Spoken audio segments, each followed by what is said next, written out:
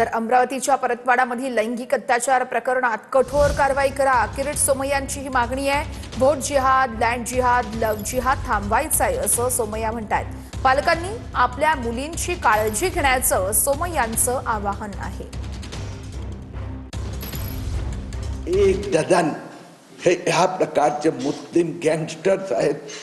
त्यांनी 11वी 12वीचा कोचिंग क्लासमध्ये जाणारा अनेक डझन मुलींना फसवलं, फोटो काढले, ब्लॅकमेल करत होते। त्यांचा सेक्शुअल बलात्कारच एका पद्धतीने चालू होता।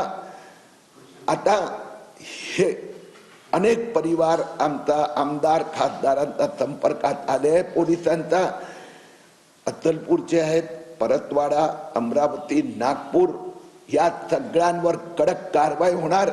मुख्यमंत्री श्री देवेंद्र फडणवीस जी यांना मी विनंती केली आहे की त्यांनी ताबडतोब SITची गठीत करावी।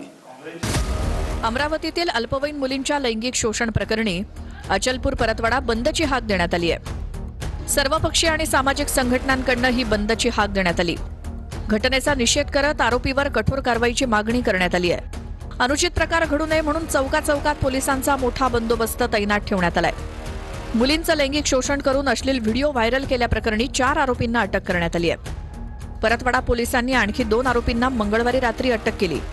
मोहम्मद अयाज, मोहम्मद तन्वीर, हुजेर खान, इक्बाल खान, तरबेज खान, तस्लीम खान आणि मोहम्मद साद, मोहम्मद सादिक अशी 4ही आरोपींची नावं आहेत। या प्रकरणात आतापर्यंत पोलिसांना 18 व्हिडिओज आणि 39 फोटोज मिळालेत। आरोपींविरोधात कठोर कारवाईची मागणी नेत्यांकडून केली जाते।